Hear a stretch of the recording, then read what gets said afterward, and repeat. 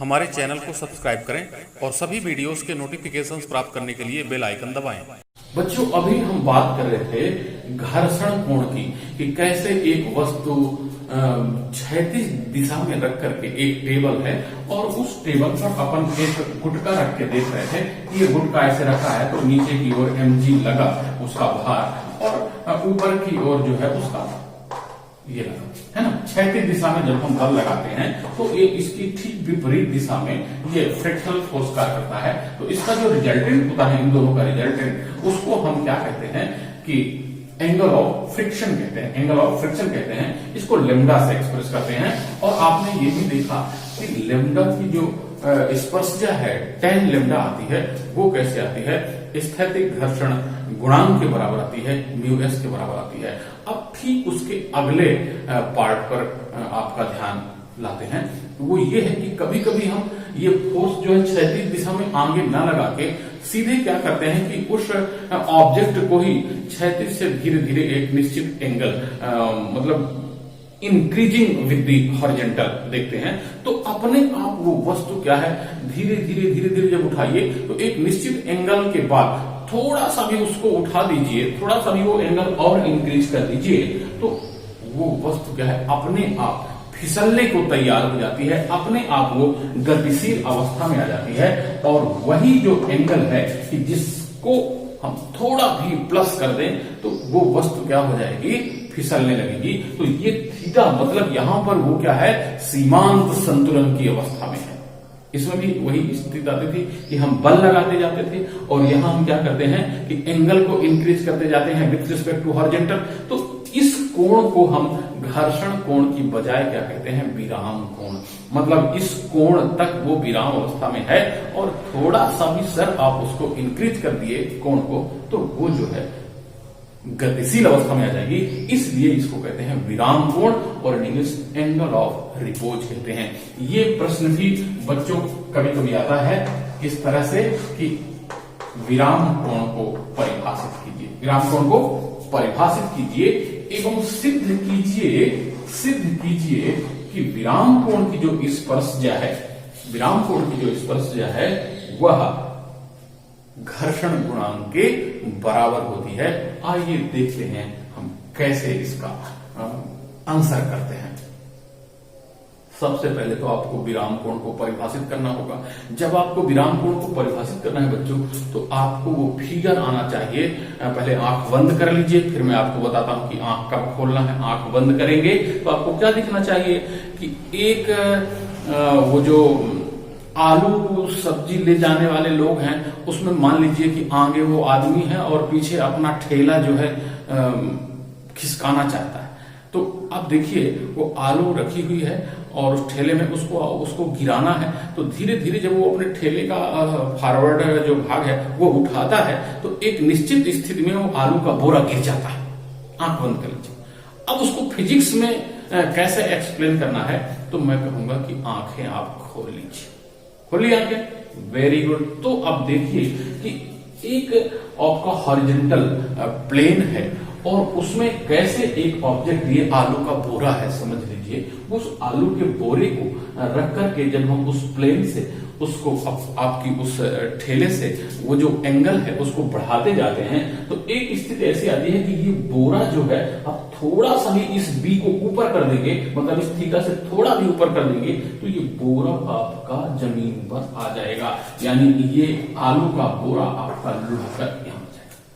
ठीक, तो इसी को कहते हैं बच्चों विराम कोण। अब उसको ऐसा तो परिभाषित नहीं करोगे कि आलू का एक बोरा, उसको धीरे धीरे उठाए और बोरा जब सड़क की जमीन में आ जाए तो उसको विराम कोण कहते हैं।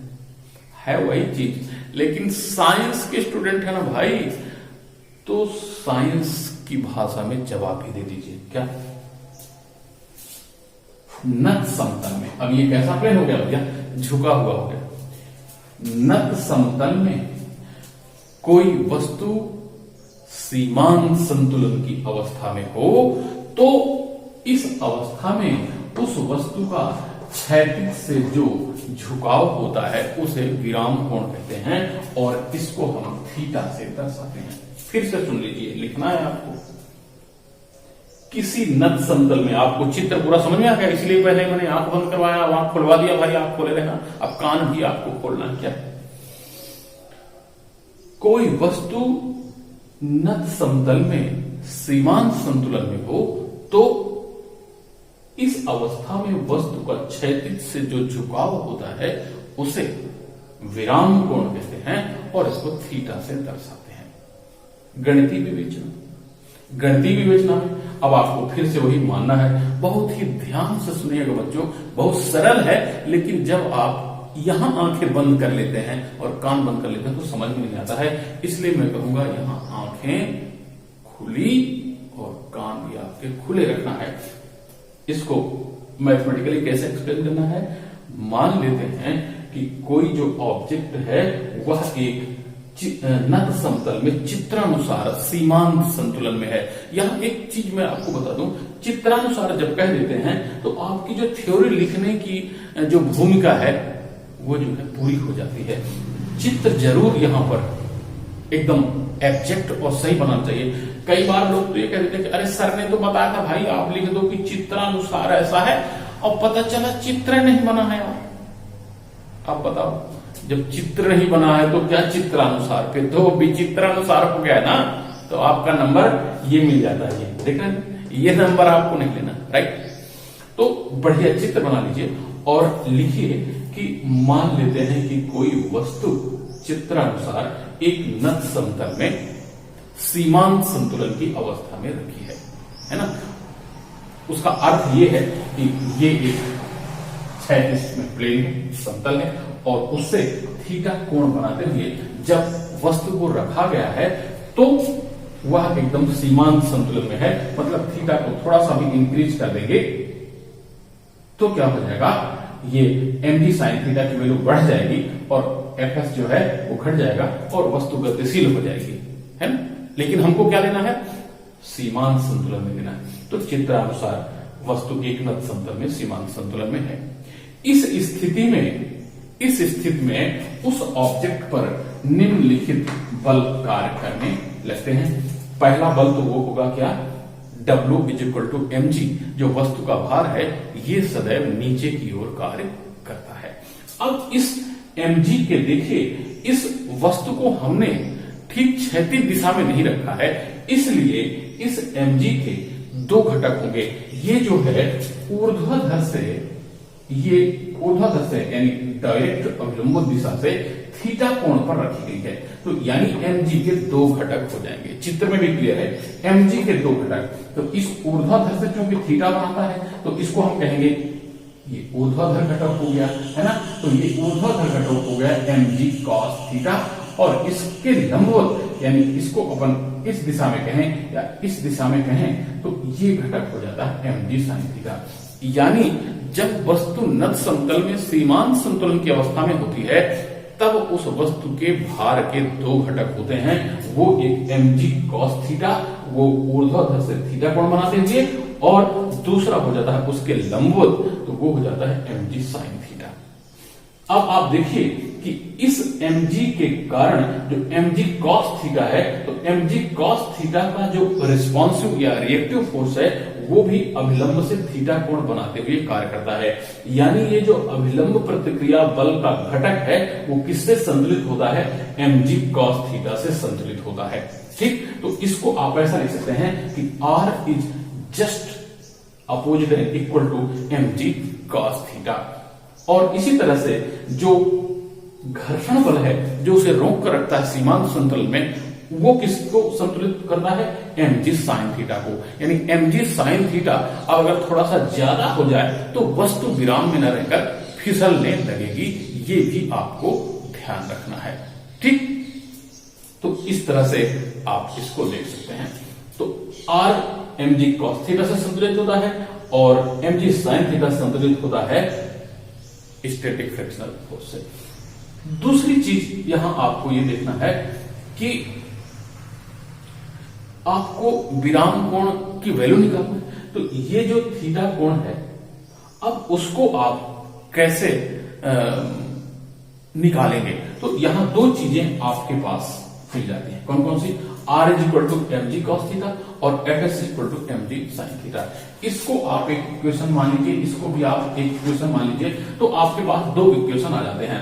अब आप गति का नियम याद कीजिए, यहां भी अप्लाई होगा। वो क्या कि घर्षण गुणांक का मान क्या होता है? घर्षण बल और अभिलंब प्रतिक्रिया का अनुपात होता है। इसको यहां सीधे क्या करिए, इस समीकरण 2 में 1 का भाग दे देते हैं, तो आ जाता है F S upon R equal to M G sine theta और ये हो गया एम जी कॉस थीटा। आप देख रहे हैं कि एम जी और एम जी आपस में कैंसिल आउट हो जाएंगे और F S upon R equal to हो जाएगा टेन थीटा।